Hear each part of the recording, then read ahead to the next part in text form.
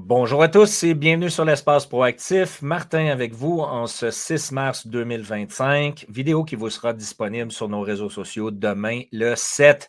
Discours de guerre du côté de l'Europe en ce moment. Il s'est produit beaucoup d'informations et il y a eu beaucoup d'activités au niveau du marché boursier. Et on va regarder ça ensemble. Plusieurs informations aussi qui ont coulé du côté de l'économie américaine. On va mettre les pièces du casse-tête ensemble pour regarder ce qui est en train de se produire en ce moment. Ça fait quand même plusieurs semaines que je n'ai pas eu l'occasion de créer du contenu pour vous. Je m'en excuse. J'ai eu des problèmes avec le logiciel qui me permet généralement de créer le contenu et tout semble être rétabli aujourd'hui. Et alors que, historiquement, lorsque nous avons eu la dernière crise en 2008, vraiment un crash boursier d'importance, comme je vous l'avais déjà mentionné il y a plusieurs mois en arrière, les matières premières, les matières précieuses corrigent généralement dans les marchés aussi. Alors que beaucoup de capitaux se retirent des marchés boursiers, attendent sur les lignes de côté de voir qu'est-ce qui va se produire. On voit généralement des baisses de valeur dans les marchés et ça ne semble pas être le cas aujourd'hui. C'est assez extraordinaire au niveau historique. Et on va regarder encore une fois le comportement des marchés qui nous intéressent avec les nouvelles qui ont attiré mon attention. Et d'entrée de jeu, je vous invite à partager la vidéo d'aujourd'hui, nous donner un like est toujours apprécié. C'est ce qui nous permet de soutenir de plus en plus de personnes dans leur croissance et dans leur éducation financière.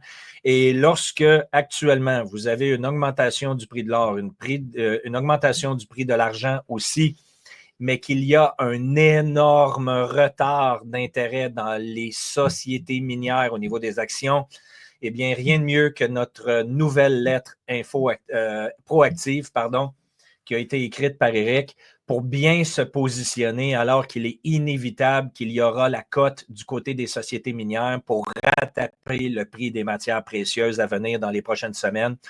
Encore plus vrai si le discours de guerre se poursuit. Et ça ne semble pas vouloir s'arrêter tristement. Je suis de tout cœur avec mes amis européens, avec les peuples européens qui vont faire face à une situation particulièrement difficile au fil des prochaines semaines et des prochains mois, alors qu'il est clair que les marionnettes, les globalistes veulent pousser dans cette direction-là pour se donner tous les pouvoirs. Vous avez bien compris. Lorsqu'on passe en acte de guerre, les gouvernements n'ont plus besoin d'avoir une opposition. Les dictateurs se mettent en place et on pousse dans la direction où on veut s'endetter davantage sous prétexte de vouloir soutenir l'Ukraine. Et comprenez bien que ce n'est pas différent du côté actuellement du Canada qui joue exactement le même jeu pour soutenir les pays de l'OTAN. Zelensky, qui avait une proposition sur la table avec le gouvernement américain pour un partage des extractions de minerais rares et autres. Il a voulu tenter de piéger le gouvernement américain en se déplaçant du côté de la Maison-Blanche et ça l'a tourné contre lui dans les dernières semaines. Et il n'en fallait pas plus que le lendemain que Zelensky s'est fait botter le cul à la Maison-Blanche en direct à la télé. Ne croyez pas que ce n'était pas planifié, n'est-ce pas? Trump savait très bien ce que Zelensky s'en venait faire. Et c'est la raison principale pourquoi les médias étaient dans la pièce et tout a été filmé. Il a complètement détruit Zelensky et il n'en fallait pas plus pour que notre ami Zelensky retourne aller se réfugier avec ses partenaires européens pour continuer la mission de destruction du pays sous la bannière de l'OTAN. Donc, on va regarder ça et en même temps, on va faire, tel que mentionné, on va mettre les pièces de casse-tête ensemble pour bien comprendre ce qui se produit actuellement et où nous allons nous diriger au fil des prochains mois aussi avec la guerre potentielle du côté de l'Europe.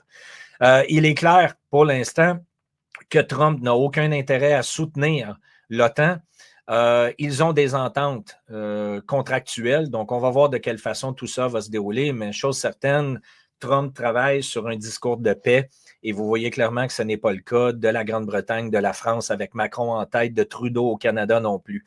Donc, c'est la fin du système tel qu'on le connaît. On en a déjà parlé depuis plusieurs années et c'est ce que nous sommes en train de vivre actuellement. Donc, Premièrement, des chiffres qui représentent encore une fois les récessions potentielles aux États-Unis. Eh bien, c'est sorti ce matin où on voit clairement qu'il y a une coupure des emplois disponibles dans plusieurs secteurs d'intérêt. Et ça, ici, c'est les chiffres du côté des États-Unis qui ont sorti ce matin. Maintenant, il y a une contradiction, en fait, de ce que nous sommes en train de voir. Parce que comprenez bien que la situation économique actuelle qui se met en place en Europe avec des pertes d'emploi et une perte de produits intérieurs bruts du côté de l'Allemagne, hein, l'Allemagne représente l'économie la plus forte de l'Europe, comme vous le savez. Et même de leur côté, ça ne va pas bien économiquement parlant. Donc, comprenez bien qu'actuellement, les capitaux, au lieu d'être investis du côté de l'Europe dans les pays européens, il y a de plus en plus de sociétés et il y a de plus en plus d'institutions financières qui déplacent leurs capitaux vers le marché américain. Donc, en refusant la position de l'OTAN, Trump attire énormément de capitaux et de sociétés à retourner dans l'économie américaine. Et vous comprenez que c'est de cette façon-là où Trump actuellement laisse tomber complètement l'Europe d'une certaine façon, laisse tomber le Canada pour créer une économie qui est patriotique, hein, ramener évidemment ces économies-là et ces capitaux-là dans son propre pays. Et pour l'instant, malgré que les médias nous disent le contraire, eh bien, lorsqu'on regarde les comportements de marché, ça semble fonctionner. Et malgré tout ça, ben, vous comprenez qu'il y a aussi des leviers qui sont à risque. Lorsqu'on regarde que la grande majorité des capitaux sur le marché américain sont concentrés sur 7 ou 8 compagnies, eh bien, quand ces compagnies-là ne vont pas bien dans le marché de la bourse et que les nouvelles sortent négatives ou qu'il y a eu des retards de livraison, de production ou autre, et que le marché corrige sévèrement à la baisse, ben, les mouvements baissiers sont accentués tout simplement du fait qu'il y a énormément de capitaux concentrés sur très peu de sociétés populaires et ça ne représente pas la réalité des 500 entreprises les plus importantes. Maintenant, vous allez voir un autre point intéressant que je vais vous présenter dans quelques instants où le secteur industriel réagit moins fortement que le secteur technologique du Nasdaq, où, encore une fois, il y a une énorme concentration de capitaux internationaux à travers Facebook, Google, Nvidia, Apple et autres, comme vous le savez. Donc, on va y revenir. Je vais vous montrer les graphiques et je vais vous prendre aussi, je crois que vous allez être surpris de ce que je vais vous montrer par rapport au prix de l'argent. Vous savez que c'est une des matières que je préconise particulièrement dans les conditions de marché actuelles. Donc, la Fed aux États-Unis, la Banque centrale, le bureau de la Fed d'Atlanta, hein, parce qu'il y a plusieurs bureaux indépendants qui représentent la Banque centrale américaine aux États-Unis. Bien, la Fed d'Atlanta a sorti en fait son estimation de PIB, donc de produit intérieur brut du premier trimestre de 2025. Écoutez, les chiffres sont catastrophiques. Et lorsque les chiffres ont été lancés au début du mois de mars, eh bien, les marchés ont corrigé sévèrement aux États-Unis avec une prédiction de la Fed comme quoi que le marché ralentit et qu'on se prépare à une récession potentielle aux États-Unis. Si on se prépare pour une récession potentielle aux États-Unis, je n'ai pas besoin de vous dire que c'est exactement la même situation que nous sommes en train de voir au Canada, en Europe, en Chine et partout ailleurs, alors que les marchés maintenant sont centralisés. Hein. Tout est interconnecté. Et ce qui est important de suivre, c'est où vont les capitaux lorsque les conditions, justement, sont en érosion, en période d'érosion. Donc, on regarde maintenant les surplus versus les déficits allemands. Vous voyez clairement que ce qui est, encore une fois, dans les prévisions et dans les estimations à venir, l'Allemagne doit se positionner dans une impression monétaire, doit continuer avec l'Europe de faire de l'impression monétaire, ou bien l'Allemagne, comme plusieurs pays, voudront sortir de l'Europe, de sortir de la Commission européenne. C'est un ou l'autre. Je ne vous dis pas que ça va se produire, personne ne le sait. Chose certaine, je vous annonce depuis des mois qu'il y aura des augmentations d'impression monétaire massives pour garder en vie une économie qui est complètement morte, ce qui va pousser encore plus à la hausse les matières premières et les matières précieuses. C'est inévitable. Et c'est là où il faut se positionner en ce qui me concerne, et je ne fais que vous donner mon opinion. Je ne donne pas de conseils financiers, je n'ai pas la certification nécessaire. Vous le savez, je vous le dis à chacune des reprises. Vous devez faire vos propres démarches pour comprendre et vous éduquer vous-même. Je ne veux qu'être un élément déclencheur de prise de conscience, mais regardez encore une fois les graphiques qui nous sont présentés aujourd'hui. On doit pousser une impression monétaire. On doit dévaluer les devises jusqu'à ce qu'elles s'effondrent. Il n'y a pas d'autre plan. Les mondialistes, appelez-les comme vous les voulez, les globalistes, les mondialistes, les marionnettes, ont une idée en tête et c'est d'aller vers la guerre. C'est la dernière ressource qui leur reste pour tenter évidemment de gagner quelque chose et c'est impossible de le faire. Poutine a été très clair avec Macron ce matin à lui rappeler ce qui s'était produit lorsque Napoléon a voulu s'en prendre à la Russie. Donc, c'était quand même assez délicieux de ce côté-là, mais comprenez bien que les estimations de déficit continuent d'augmenter si on regarde là, dans le futur du côté de l'Allemagne. Et si l'Allemagne ne va pas bien, vous comprenez que toute l'Europe ne va pas bien. Et ça se reflète depuis les dernières heures sur le marché des obligations. Et souvenez-vous, lorsque les taux d'intérêt augmentent sur les obligations, c'est que les gens quittent. Les investisseurs retirent leurs actifs des obligations parce qu'ils perdent confiance. Et par le fait même, les taux sur les titres, sur les actions ou les obligations, pardon, doivent augmenter. Et là, c'est ce qu'on est en train de voir. Donc, vous avez énormément de capitaux qui sortent des obligations européennes en ce moment pour aller se positionner ailleurs. Maintenant, est-ce que ces capitaux-là vont se positionner dans les obligations chinoises? Est-ce que ces capitaux-là vont se positionner dans les obligations américaines? C'est ce qu'on va regarder dans quelques instants. Mais comprenez bien qu'actuellement, avec les craintes de guerre potentielles, les capitaux internationaux se retirent de l'Europe. C'est une énorme mauvaise nouvelle pour les Européens. Ça ne fait qu'accélérer, en fait, la décroissance et ça encore une fois, et l'augmentation d'impression monétaire.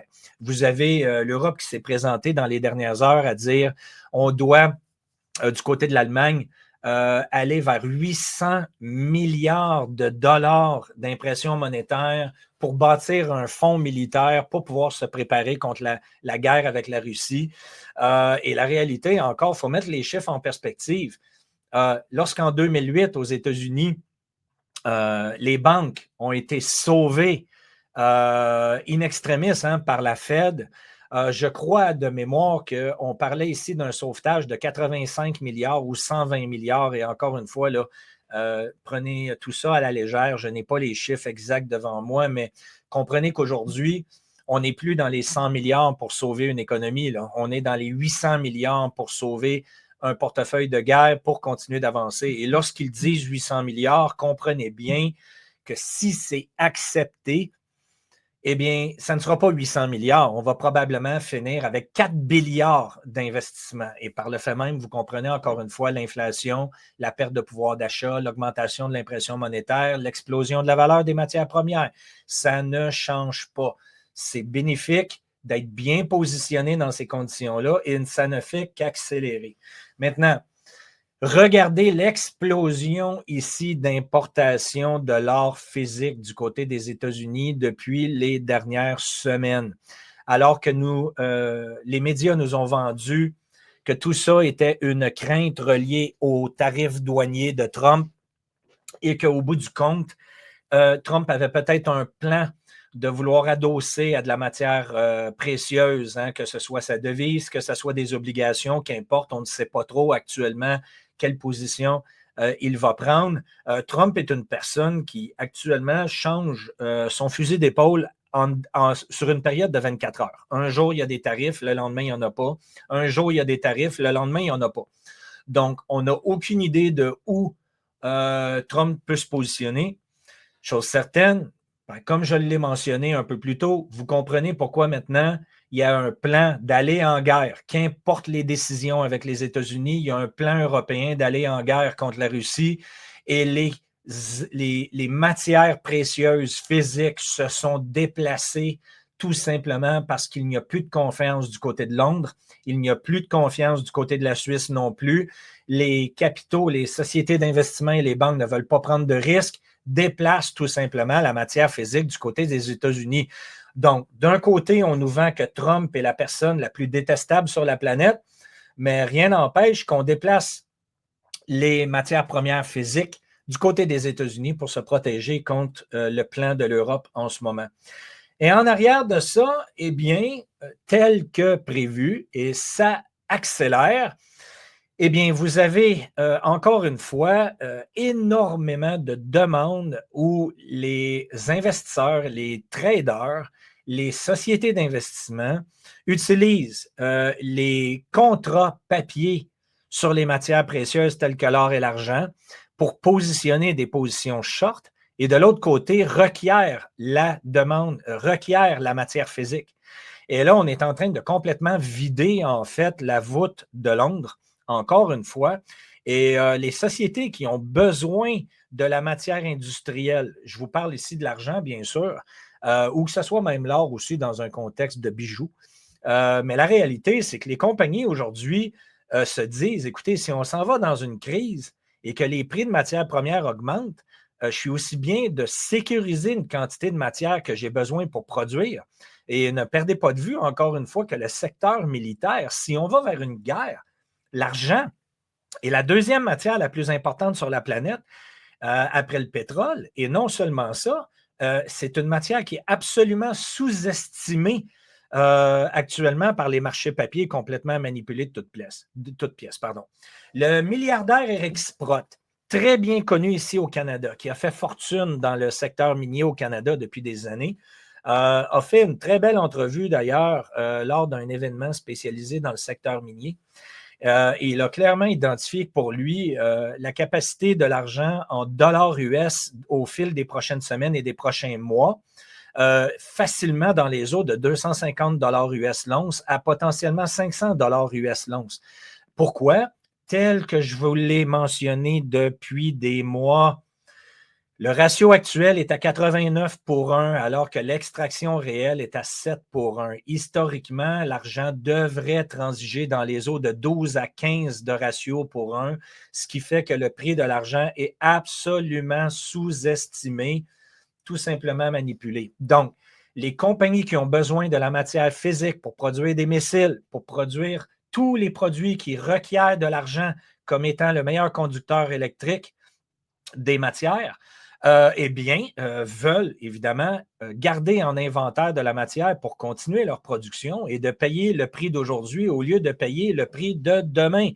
Et c'est ce que nous sommes en train de voir. Donc, si vous ne possédez pas déjà de l'or ou de l'argent physique, je vous invite à considérer la possibilité d'en trouver chez votre courtier où vous demeurez et de protéger encore une fois votre patrimoine contre la dévaluation de l'euro.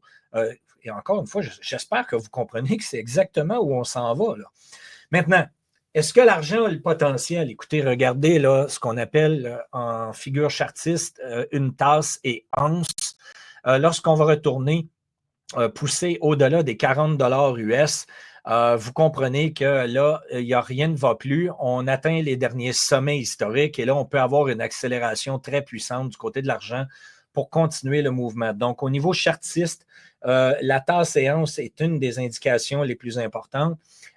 Et lorsqu'on va passer les sommets historiques, l'accélération pourrait être, tel que dit, fulgurante. Maintenant, il n'y a pas seulement que l'Europe qui fait de l'impression monétaire ou qui s'y prépare, et comprenez bien que c'est la même chose partout. Regardez ce qui s'est produit en fait dans la quantité de liquidité du côté de la Chine au fil des dernières semaines. Vous voyez clairement une explosion où on est passé d'environ 62 milliards de yuan chinois, de yuan, pardon. Et regardez aujourd'hui où nous en sommes à 112 milliards dans un laps de temps très court. Et comprenez bien qu'encore une fois, toute cette liquidité-là retourne dans les marchés, ce qui permet évidemment d'augmenter la valeur de Bitcoin, ce qui permet d'augmenter la valeur de l'or et de l'argent et tous les actifs qui sont préconisés dans des conditions économiques difficiles. Donc, vous avez une idée très claire. Et de l'autre côté, donc, vous voyez aussi clairement ici que les obligations de la dette américaine détenue par la Chine, il y a un clair ralentissement qui est déterminé ici par la ligne orange, la ligne jaune. On voit clairement que la Chine tend à vouloir se débarrasser des obligations papier de la dette américaine. Et de l'autre côté, bien, tranquillement, mais sûrement, on se positionne au niveau des stablecoins, donc les jetons numériques adossés à des dollars américains. Ce qui nous fait dire, encore une fois, qu'à terme, au fil des prochaines années, tout ce qui est les actifs physiques tangibles seront numérisés, transformés sur blockchain. Et c'est la direction qui s'en vient. Comme vous êtes en mesure de le constater, les Chinois jouent aussi ce jeu-là à l'heure où on se parle, ce qui nous donne une bonne indication de ce qui s'en vient à venir. Maintenant, dans les marchés, j'espère que vous appréciez le contenu aujourd'hui. Écoutez, parce que c'est très intéressant de voir où tout cela s'en va à l'heure où on se parle. Donc, première des choses, si on regarde encore une fois le secteur technologique, le Nasdaq, qui est fortement impacté à la baisse aujourd'hui avec une baisse de 2,49 %, et vous voyez clairement là, qu'on a eu un mouvement important qui se déroule depuis la mi-février. Très peu de journées positives. C'est vraiment une correction qui est bien installée. Et encore une fois, pourquoi? Ben, normalement, le secteur technologique est un des premiers marchés impactés lors d'une crise, mais deuxièmement, comme mentionné un peu plus tôt, la concentration des capitaux sur très peu de sociétés qui sont pour la majorité technologique, ben, lorsque ça descend encore plus vite. Vous avez compris. Deuxièmement, le secteur des 500 plus grandes sociétés américaines, même chose. On a maintenant passé le bas précédent. Vous voyez clairement là, que depuis les derniers mois, et puis d'ailleurs, je pourrais retourner très loin dans le temps, on verrait exactement la même chose. Généralement, lorsqu'il y a des corrections, on demeure quand même plus haut que les bas précédents. Et on continue de monter. Bas historique, plus haut que le bas précédent, ainsi de suite, ainsi de suite. Mais là, on a commencé à avoir des indications de mouvement baissier. Donc, la baisse pourrait se poursuivre du côté du S&P 500 et constater, encore une fois, le secteur industriel américain, alors que c'est ce que Trump préconise, vouloir rapatrier, en fait, le secteur industriel, les différentes sociétés pour venir s'établir aux États-Unis. Bien, il y a un ralentissement, oui. Vous voyez que la correction est similaire, mais par contre, on n'a pas encore traversé. Donc, il y a un retard, en fait. La baisse est moins importante sur le secteur industriel que sur les deux autres secteurs que je vous ai présentés il y a quelques instants. Maintenant, on revient à ce que je mentionnais un peu plus tôt. Vous avez vu qu'il y a les capitaux s'envolent, en fait, des obligations des pays européens. Mais vous voyez clairement que ce n'est pas différent du côté des États-Unis non plus. Nous avons une baisse des taux d'intérêt qui se sont accentués. Ça veut dire quoi ici? Bien, ça veut dire que vous avez des capitaux qui proviennent probablement de l'Europe, qui sont venus se positionner dans les obligations américaines, ce qui a fait que là, pour l'instant, on a une baisse des taux. Okay? Donc, vous voyez encore une fois le changement de paradigme aussi, où les sociétés d'investissement quittent les capitaux européens pour aller du côté des États-Unis. Donc, ce n'est pas uniquement dans le marché des actions, mais on le voit aussi dans le marché des obligations. Et de l'autre côté aussi, bien, on ne perd pas de vue que c'est favorable au marché de l'or et de l'argent. Normalement, le marché de l'or et de l'argent s'effondre aussi, tel que dit. En 2008, lorsque les marchés corrigent, l'or et l'argent corrigent aussi sur les marchés papier, ce qui ne semble pas être le cas pour l'instant. On a un retard, on a beaucoup de difficultés à aller vers le bas du côté de l'or et de l'argent, ce qui est complètement différent de ce qu'on a vu en 2008. Maintenant, ma réflexion ici est à court terme. Il va falloir voir exactement si on a une baisse drastique du Dow Jones, du Nasdaq, de tout ce que je vous ai montré, et que là, on a des journées de correction de 5-10 % jour après jour pour avoir une correction et un vrai crash boursier, eh bien là, on verra de quelle façon l'or et l'argent vont se positionner d'une manière papier. Mais ne perdez pas de vue que ce qui risque de se produire, c'est que dans un laps de temps relativement court, s'il y a une correction importante des marchés boursiers, vous ne serez plus capable de mettre la main sur de la matière physique d'une manière ou d'une autre. Les marchés papiers peuvent s'effondrer en chiffres Mais la réalité, c'est que la demande physique explose versus l'offre et par le fait même, vous ne serez plus capable d'en avoir chez votre courtier. Donc, c'est ce qui est à surveiller. Le dollar index qui corrige sévèrement, encore une fois, souvenez-vous, c'est ce qu'on avait parlé dans le fil des dernières semaines. C'est à l'avantage de l'économie de Trump d'avoir une dévaluation du dollar américain, simplement pour pouvoir continuer de stimuler ses exportations vers les autres pays. Si le dollar est trop puissant, ça devient trop cher pour les autres pays de pouvoir recevoir des produits et services américains. Si le dollar diminue, c'est favorable aux États-Unis. Donc, c'est absolument légitime de voir le dollar américain dévaluer actuellement, ce qui est encore une fois favorable au prix de l'or et de l'argent. J'en ai parlé à plusieurs reprises. Nous sommes en train de le voir sous nos yeux. Et ce qui est extraordinaire, c'est qu'on atteint des nouveaux planchers aussi du côté du pétrole américain. Avec les dangers de récession, les prix de pétrole diminuent. Et de l'autre côté, vous avez les pays de l'OPEC qui ont clairement identifié qu'eux, ils étaient pour continuer de produire, même potentiellement augmenter la production pétrolière. Si on augmente la production et qu'on diminue la demande parce que l'économie s'affaiblit, ben, vous comprenez que le prix diminue aussi. Donc, c'est la première chose qu'on voit généralement au niveau du pétrole, jusqu'à temps que là, on tombe dans un contexte de guerre où que si la Russie est attaquée, on va attaquer évidemment les opérations de gaz naturel, on va attaquer les opérations de pétrole, on va attaquer potentiellement l'Iran aussi versus la guerre avec Israël. Et là, vous allez avoir une explosion du pétrole. Mais pour l'instant, ce que les institutionnels regardent, c'est le contexte économique qui est en train de se dévaluer. Et par le fait même, donc, vous avez un mouvement du pétrole baissier, alors que le calme s'est positionné du côté de la réflexion concernant les tensions politiques. Donc, c'est les tensions économiques actuellement qui défavorisent le pétrole jusqu'à temps qu'on ait les tensions politiques qui vont favoriser le pétrole. Donc, à voir. On pourrait revoir un rebond ici dans les planchers. Vous voyez clairement qu'on semble vouloir se positionner pour voir un rebond aussi à venir. Ce n'est pas fait pour l'instant, mais on le garde en tête. Cela dit, j'espère que vous avez aimé la vidéo d'aujourd'hui. Prenez les bonnes décisions de votre côté alors que ça ne sera pas simple au fil des prochains mois. Je crois que le discours est très, très clair.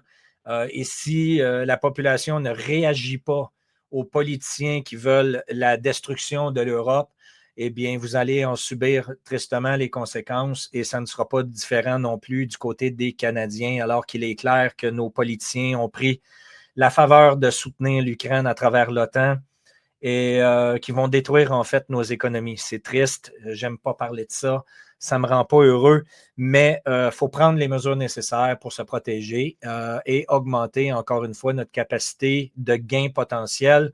Lorsqu'il y a des perturbations économiques, c'est là où il se crée les plus grandes richesses financières. Pourquoi ne pas en profiter? Et à travers tout ça aussi, écoutez, prenez soin de vous, courage, gardez vos belles relations avec les gens que vous appréciez, ceux qui vous ressemblent, ceux qui partagent les mêmes valeurs que vous.